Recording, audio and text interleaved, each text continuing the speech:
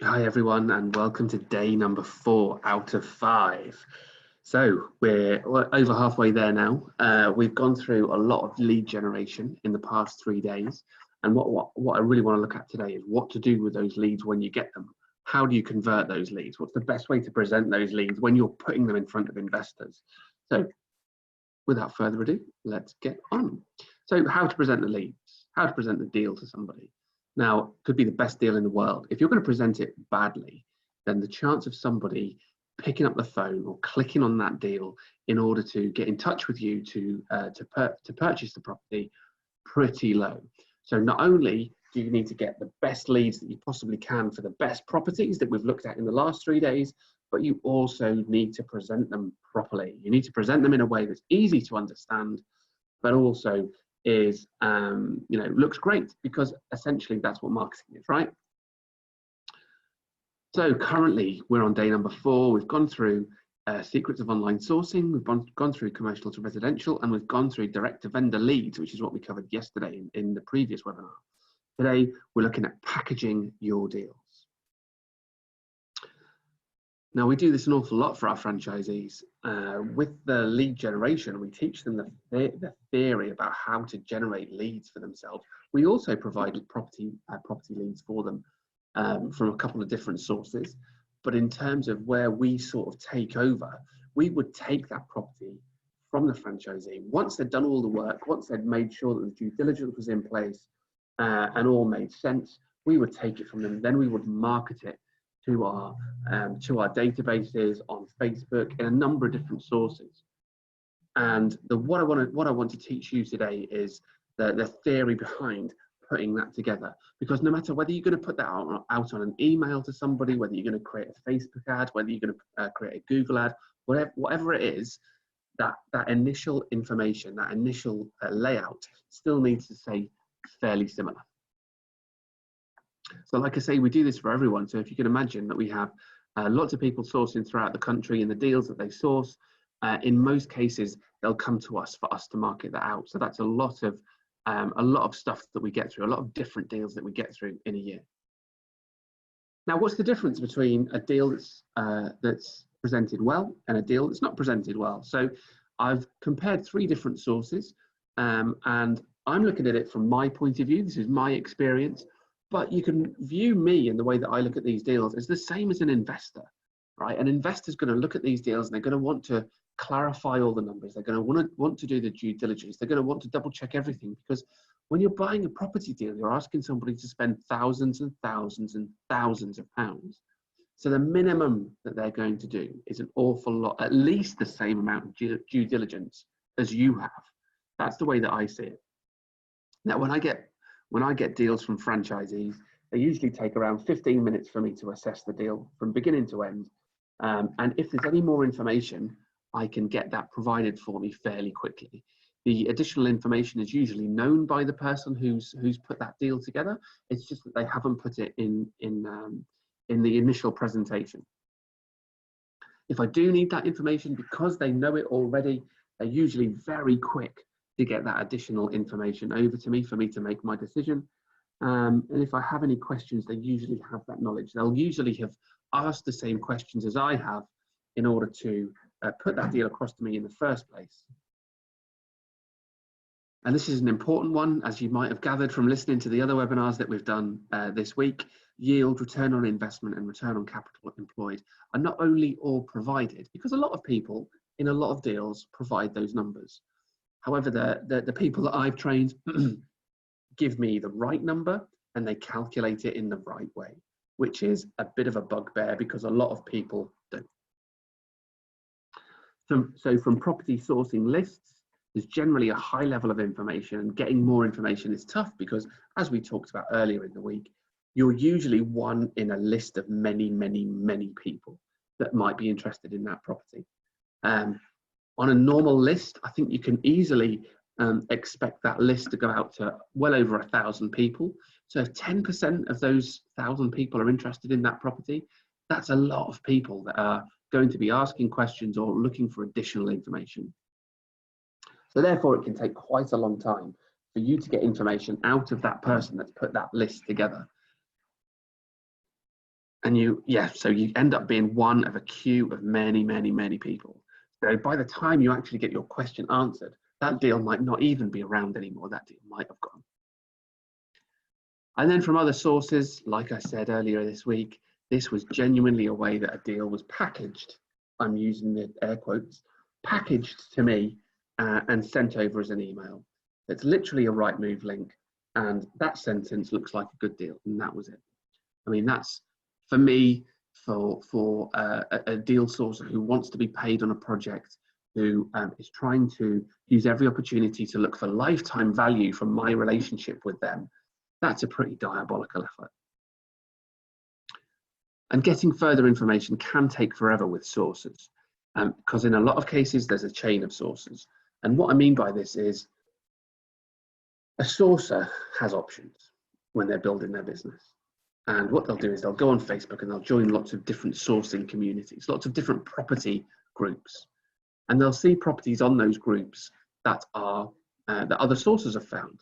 And so instead of that sourcer going into an estate agent and building a relationship and looking for the lifetime value from that relationship with the estate agent, that sourcer will simply find that deal on Facebook that's been sourced by another sourcer. And so what can happen is you get that person that's building their sourcing business, and they'll go to another sourcer, or they'll put their list out, they'll put their property out to a list, and of that list, there'll be a sourcer in there. And that sourcer will then put it out to their list. And in their list, there'll be another sourcer out there. And then this deal just keeps getting recycled from one sourcer to the next on these different lists, on these mailing lists, until eventually this like 6th or 7th sourcer in the chain presents it back to the original sourcer. This is something that we see a lot, and I think it's just laziness. It's laziness from sourcers going out there and trying to find property deals as easily as possible, rather than trying to find the best property deals and building their company properly. I've seen this happen a couple of times, and exactly this has happened, where 6 or 7 people round in the circle, it's come back to the original person, and then they've had an argument about who's actually got this deal. It's just a messy situation, and something that you definitely want to avoid. There's no exclusivity here whatsoever from any of those people. So at the very least, I would want to make sure that I was the one in control of that deal. I had the contact that was necessary in order to make that deal go ahead. So for me, if you're sourcing for yourself, you want as much accurate due diligence as possible. So whether you're sourcing in order to sell these deals to somebody else, or whether you're doing it for yourself, you want as much accuracy in the numbers, in the due diligence that you're doing, for you to make that decision, not whether you're going to put that out there and present it for other people to make that decision. So even if you're not looking at sourcing and marketing these deals out, you can still take a lot from today's webinar on the way that we put this information together, and what's the critical stuff that you should be looking at, and what's the stuff that you don't need to look at. And at this stage, you can cast to one side. Now, if you're sourcing and then you're going to be packaging the deals and marketing them, you want to compete with the best in the field. And to my mind, the best in the field is definitely the franchisees that we train.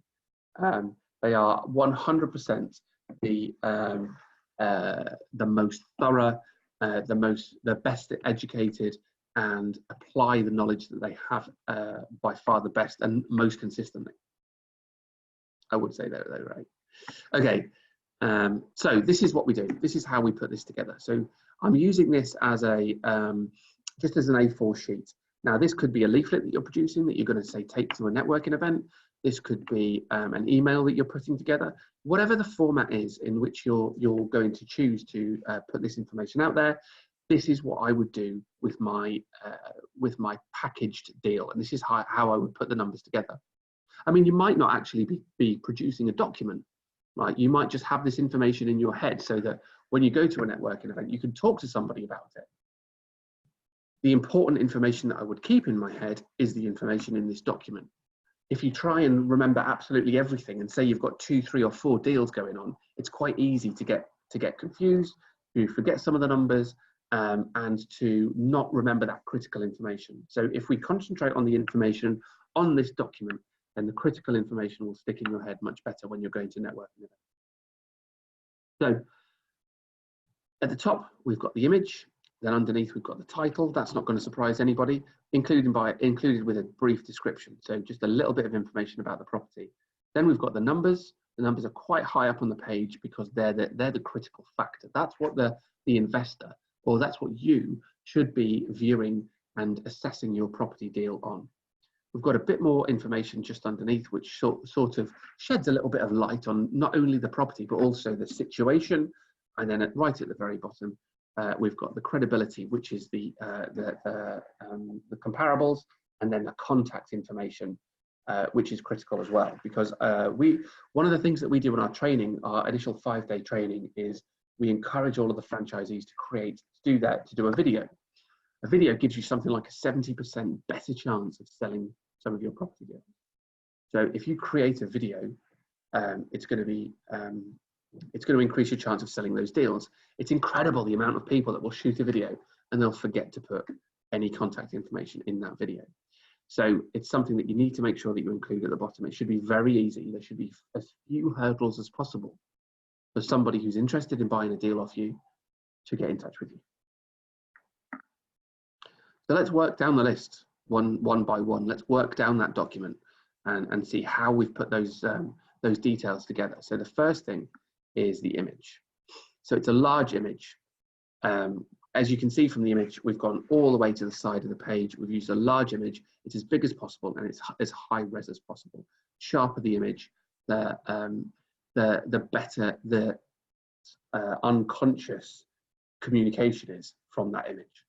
So if you use a sharp image, then people think that the numbers that you've got, the due diligence that you've done is sharper. If you've got a really fuzzy sort of blurred image, they're going to associate that same visual with all of the information and the numbers that you've put on there. So use a large, very wide, high resolution image. Now, how have we come up with that as an option?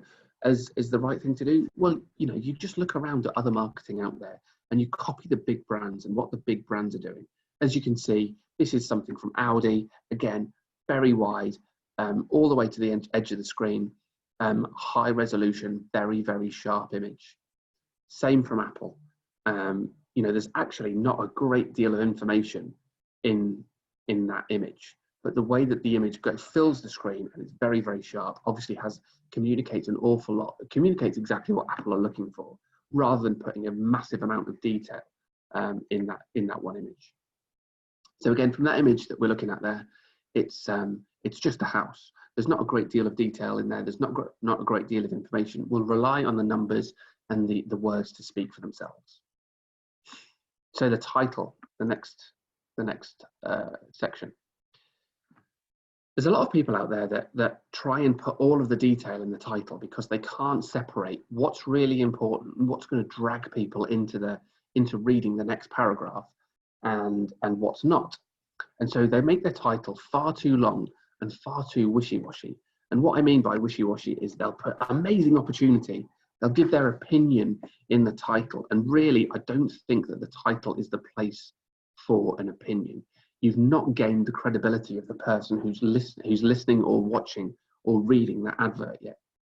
So I think it's far better to go factual with the title and use those very, very high-end top-line figures in order to communicate, in order to get them to read down to the next page or next section. So the example that we've used here is residential refurb, 30% uplift, 40% return on capital employed. That's it. Now for me, and I might be biased here, I might be looking at this through purely my eyes and not the marketplace, but for me, I am really, really interested in that project because the numbers absolutely speak to me. I've already got that subconscious communication that the picture and the image is very, very sharp. So I'm already assuming that the words and the numbers are going to be just as sharp as the image. We've got a residential refurb, 30% uplift and a 40% return on capital employed. My subconscious is telling me that it's probably accurate because of the image that you've put on there. So let's read down to the next section. I'm very interested based on that title. So the next is a brief description. So the brief description needs to broadly expand on what the opportunity is. What is the opportunity to the buyer? Because again, I see a lot of sources that are missing this out. What they'll put in their first paragraph is a description, like an estate agent description of the property, which is just crazy, because if you're trying to sell this property onto an investor, the last thing they want to know about is the curtains. What the curtains are like, what the carpet's like. It's really not that interesting to them. What they want to know is the overall opportunity. So if the curtains and the carpet are crap and it needs to be refurbished, put that, because that's what's going to communicate to the investor. That tells the investor, all right, you know that you're going to get a 30% uplift, and you know that this property could potentially give you a 40% return on capital employed. But what do you have to do in order to get those things? So avoid waffle. Again, with that hype, with that fantastic opportunity sort of language, I would avoid it.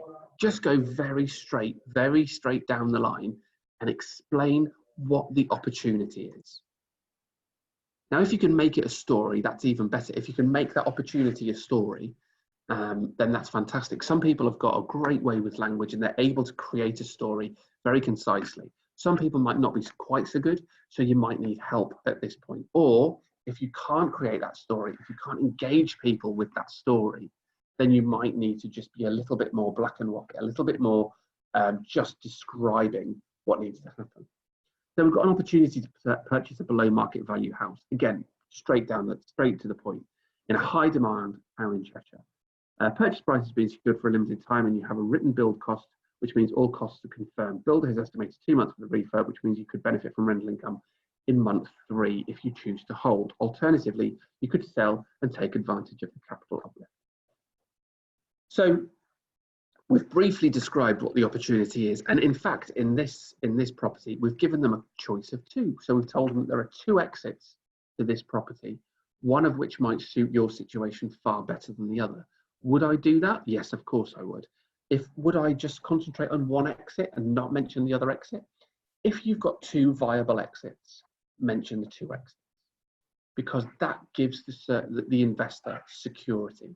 It lets them know that if one exit, if your preferred choice goes up the spout and for some reason it doesn't come off, then you've always got a second exit to fall back on, take advantage of, and you'll be able to sell the property or hold it and still make money out of the property.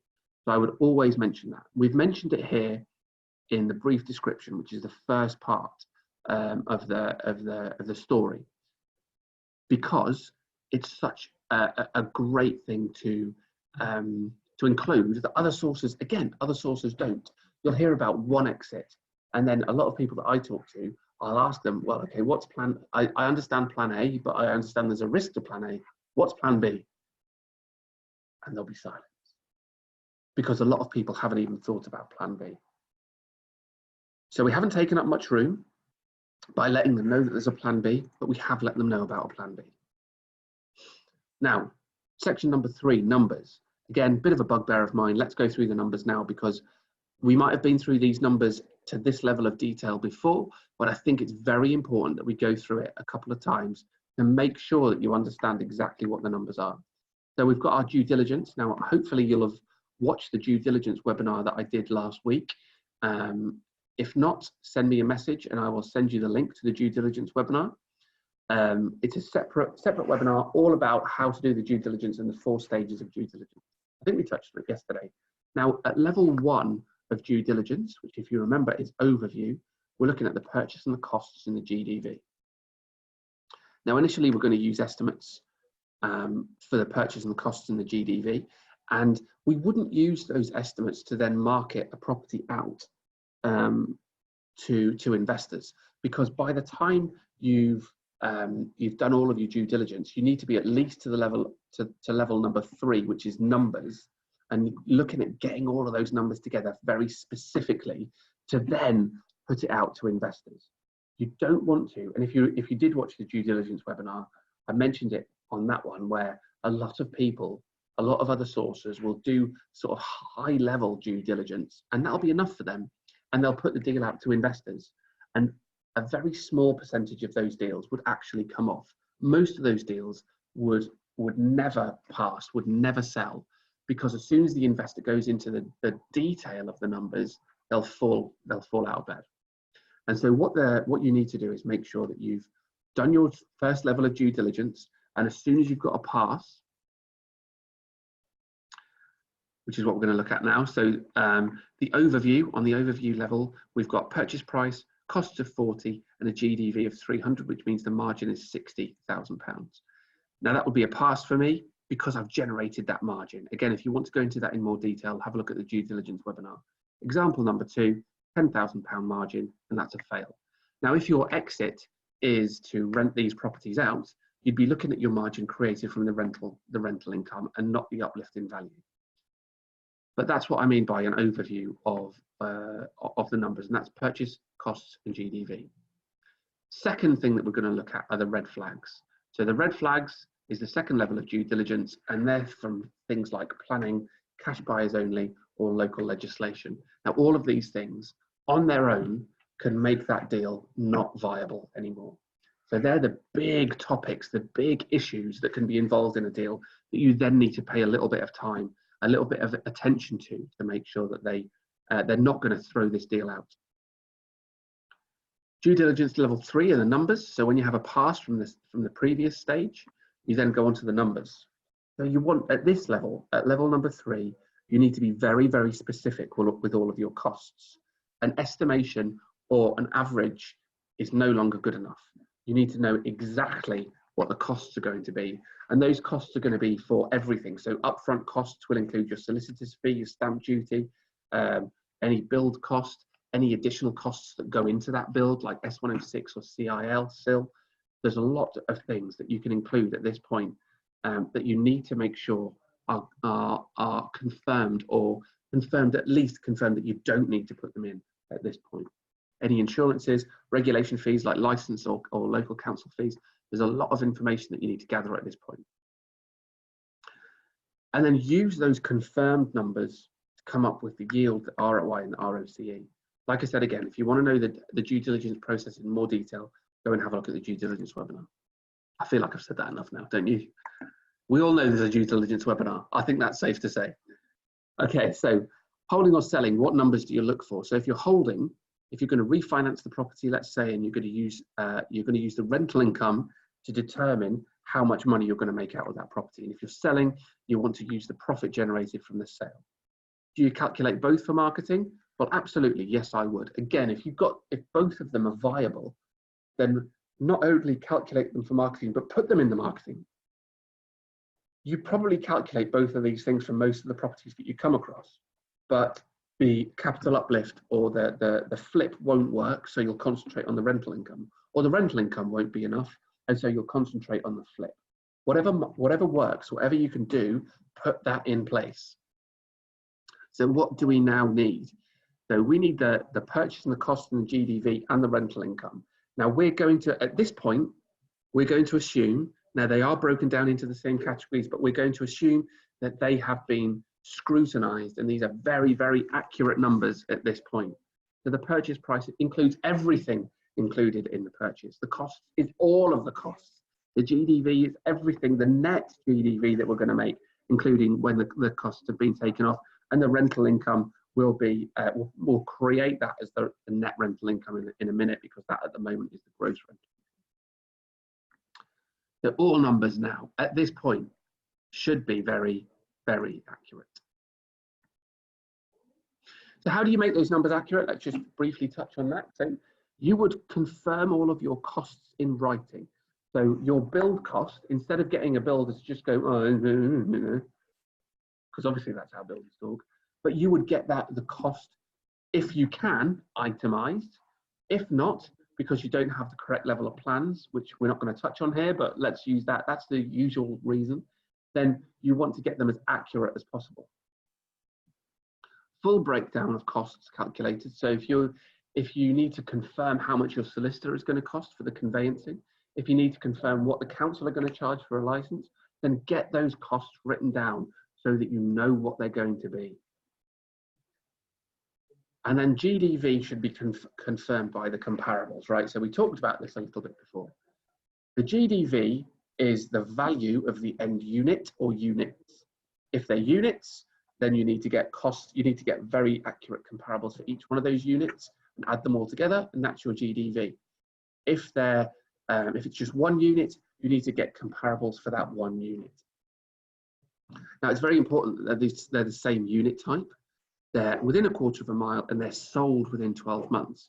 That's a great point, that they need to be sold, because properties, if you use properties that are on the market as a comparable, then that property hasn't sold yet. So you don't know exactly what it's going to sell for. So that's why you need to use sold comparables, because that's a definitive price. Sold within 12 months is obviously the most recent, the most accurate indication of what the market is like for that kind of unit at the moment, and within a quarter of a mile. Same unit type, I think, speaks for itself. So you're not going to use, if you're looking to get a GDV for a 2-bedroom flat, you're not going to use a 5-bedroom detached mansion as the comparable, because it's completely different floor space, completely different everything. It would be ludicrous to use something like that. So same unit type, ideally within a quarter of a mile, sold within 12 months. Now at this point, you're going to say to me, look, Chris, I've looked for that kind of thing, and I just can't find it in that area for that property. If you instructed a surveyor to go to the property and give you a price for it, that surveyor is never going to turn around and say that to you. They're never going to say, I'm sorry, I can't provide a price for that property because there's nothing that I can find locally that's very similar. The surveyor is going to use local information to come up with a price for that property. So they might, instead of operating within a quarter of a mile, they might move that out to a half a mile or even further than that. And if it's not sold within 12 months, they might go out to sold within 24 months. They might look at it and just expand those searches in order to find the best comparable that they can. Now, the further back they go, the more manipulated by the market it would have been over that period of time. So you're going to need to take the market into consideration when you're looking at that.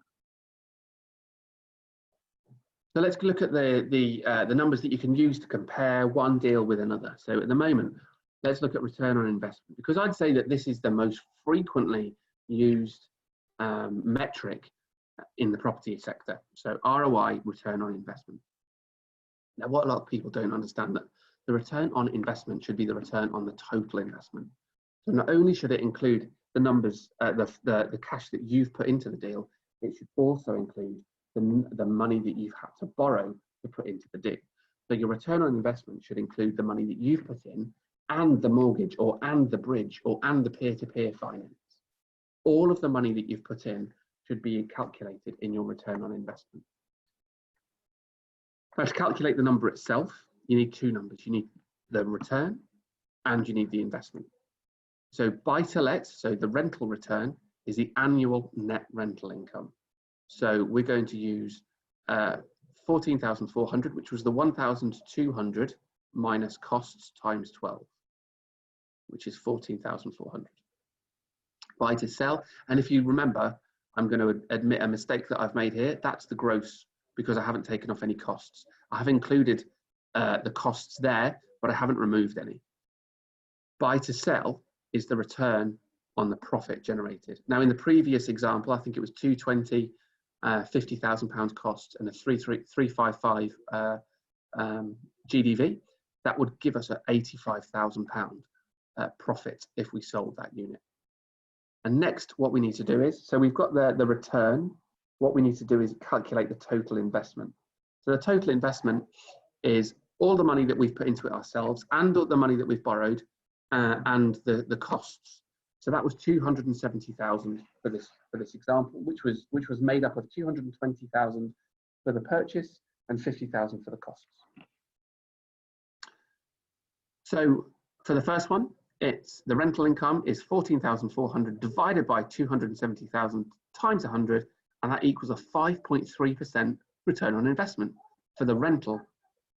If we were going to sell, it would be 85,000, which is the return on the profit, divided by 270,000 multiplied by 100 equals 31.4% return. So you've got a 31.4% return on investment for that property for those figures. Now, these numbers are good for overall property comparison. So if you've got a property and you're going to calculate return on investment, and I've got a property and I'm going to calculate return on investment, then we can compare those properties very, very nicely. However, they're not so good for comparing how your money, how your cash that you've put into that property is performing. And a far better metric for that is return on capital employed. And not a lot of people understand the difference between a return on investment and return on capital employed. Return on investment is obviously the entire investment. Return on capital employed is the return on the money that you've put in, not taking into account the money that you're borrowing from other sources. So let's have a look at how we do this one. So the return numbers, well, let's have a look at this first. These numbers are good for overall financial comparison. We'll get into that a little bit more in just a couple of slides' time.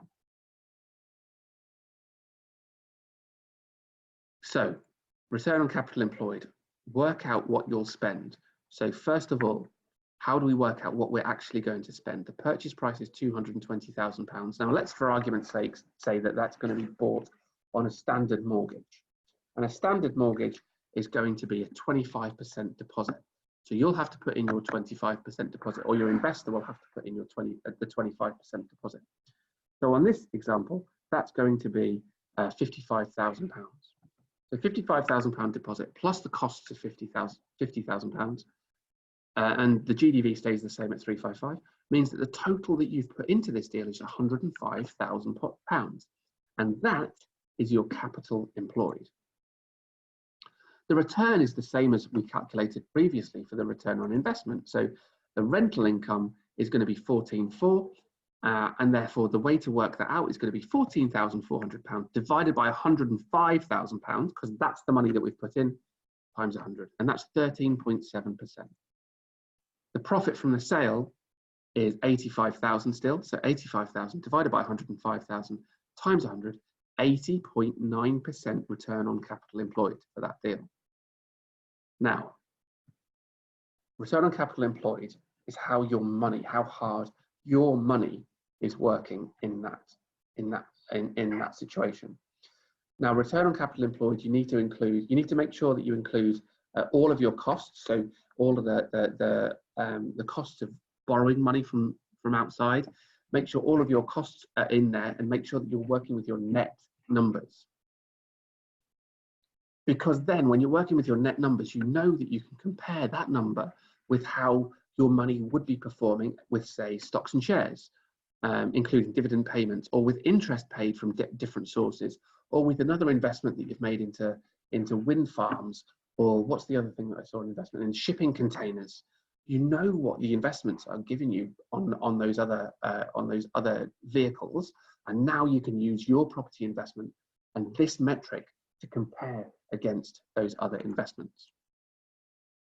So bank accounts, your ISA, your pensions, how are they operating?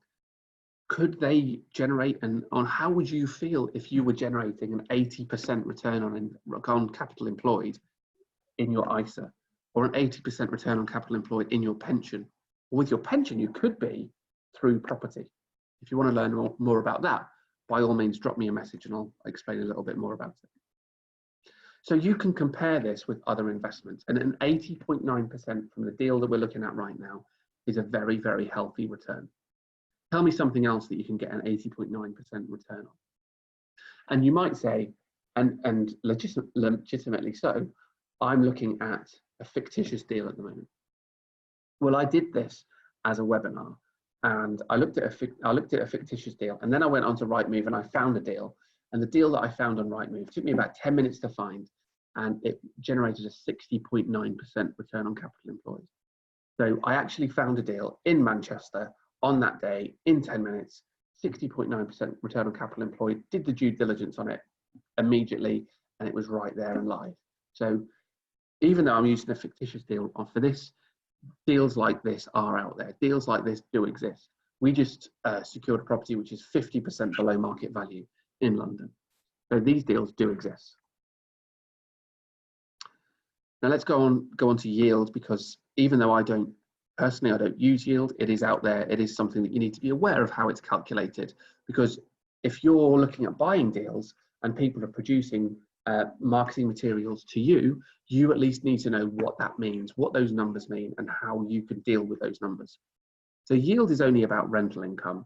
And the way that you generate the yield number is it's based on the annual rental income divided by the price of the house. So yield is how efficiently that house generates rental income in comparison to its cost. So in the deal that we're talking about now, it's 14,400 divided by 355 times 100, and that gives you a 4% yield for that property generating those numbers. Now again, it's very good for comparing one yield against another, but it's not going to tell you how well your money is performing. It's not going to tell you any additional information about the property or the investment. Now, just very quickly to run through the refinance. We've talked about finance in the previous 3 webinars that we've done. Now at webinar number 4, we're going to go through a finance example of where you're refinancing.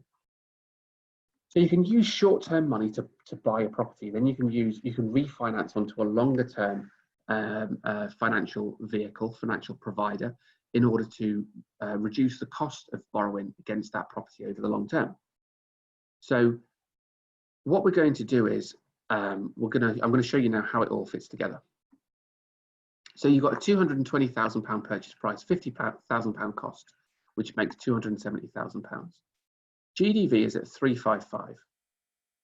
Peer-to-peer will lend 70% of the GDV. So I've told you in previous webinars to go out and find out what the different loan to value and criteria are for each of the lending vehicles. So I hope you found that already, that peer-to-peer is based on 70% of the GDV.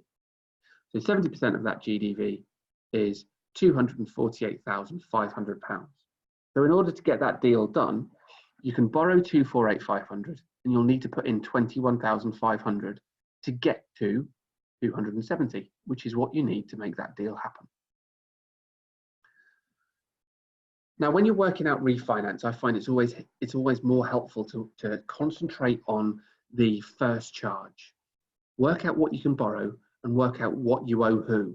And obviously the first people that you owe money to when you're refinancing are the people that have got the first charge. So if you've taken out a bridge or you've taken out peer-to-peer lending, you need to pay off them first when you refinance onto the mortgage.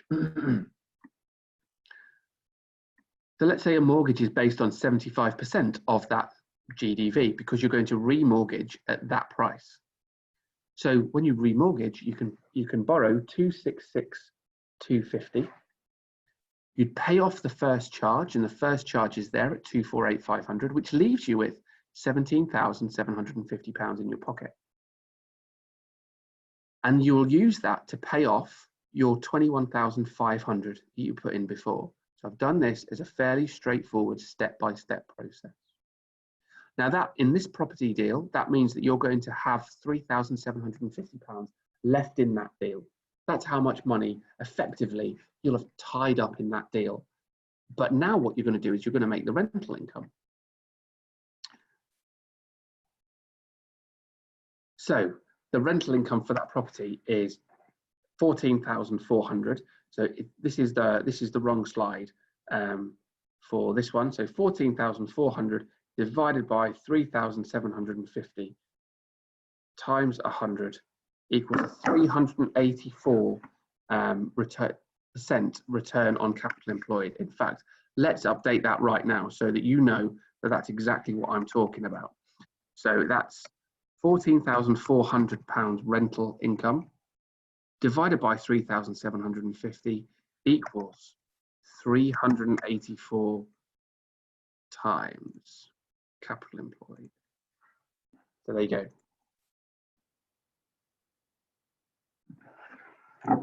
384% return on capital employed.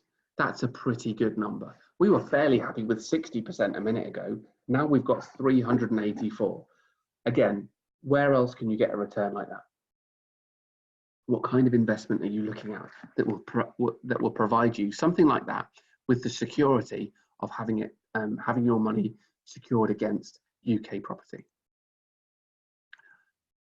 So presenting those numbers, keep them concise, check them 3 times. I should have checked my slide 3 times because I didn't want to use the the uplift in value, because if you're going to refinance, 9 times out of 10, you're going to refinance and then hold, and therefore you're going to take advantage of the rental income.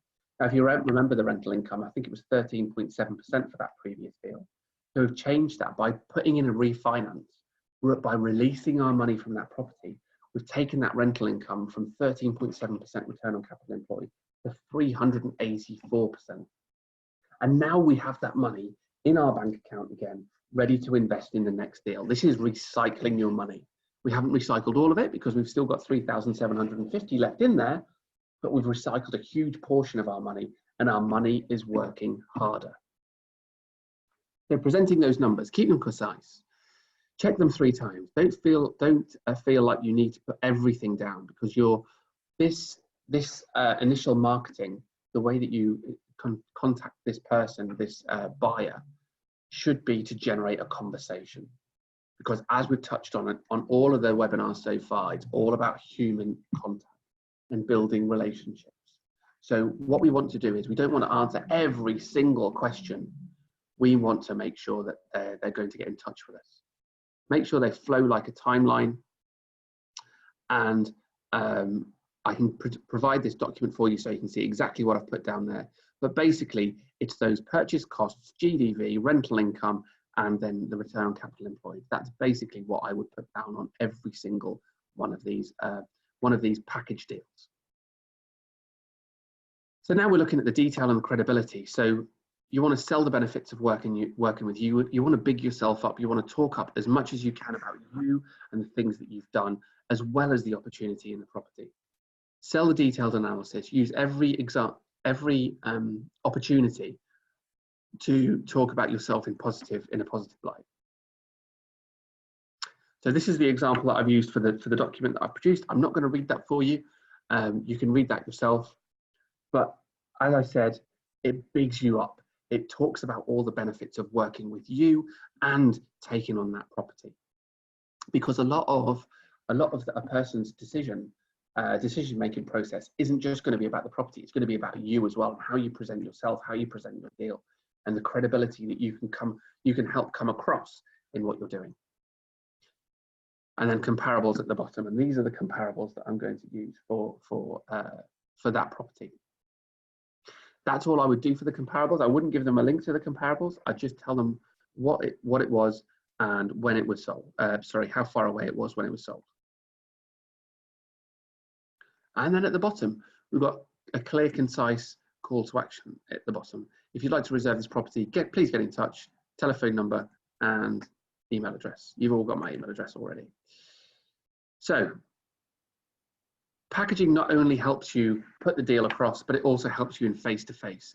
If you write those paragraphs, even if you never put them and never lay them out on an A4 document the way that I have, if you write those paragraphs, they'll be much more concise in your head if you are going to go to a networking event, or if you are going to talk to investors, you're going to go for a coffee, to make sure that you've remembered all the important information that you need to. So now we've dealt with how to present your deal. What you need to do is build your audience, build the number of people that are looking at your deals. We've touched on a few examples of how to do that, how to build your audience, how to connect with people when we talked about direct to vendor, when we were talking about Facebook ads and things like that in direct to vendor. So that's up to you to find the right way to talk to the right people, the most likely people who are going to buy your deals. So this is the end of day 4. We've got one more left tomorrow, which is going to be investor lead generation. Now for packaging these deals, like I say, what usually happens is the franchisees go out there and they find the deals, they put them together, they put all the information together, they put the marketing together, then they hand them over to us. And all of this information we go over time and time again on those whiteboards, which are on that picture, which are actually sitting in front of me right now, because I'm sitting in that room when I'm recording this. All of those whiteboards get filled up and then wiped out and filled up and wiped out until everybody knows exactly what numbers they can calculate, exactly what the numbers are, how to calculate them, how to put it all together. And then based on what they can find in their area, we put their business plan and goal setting together with that monthly mentoring. So if somebody is presenting deals to me and their numbers aren't right, I might at this point take them to one side meet up with them and take them through that training again. And then on top of that, we provide quarterly training for all of our franchisees based on different topics or topping up their knowledge of things that we've talked about before. So becoming part of a source brand has got a lot of benefits. We've talked about these on all 3 of the days. I'm not going to go through every single one of them. But as you can see, all of this process we've thought about, all of this process of making money out of property, we try and facilitate, we try and help, we try and be that shoulder, a hand around the shoulder, or we try to be the guide through that process. And as you know by now, franchisee, when they find an opportunity, they can sell it on, which we'll help them out with based on the marketing that we've talked about today, or they can fund that through us and buy it themselves. So that's the end of day number 4. It's been a pleasure spending time with you today. Again, my email address is chris.kirkwood@source.co. If you've got any questions, please feel free to get in touch with me. I'll be happy to answer them for you. And I will see you tomorrow for day number 5. Enjoy the rest of your day. Thanks very much.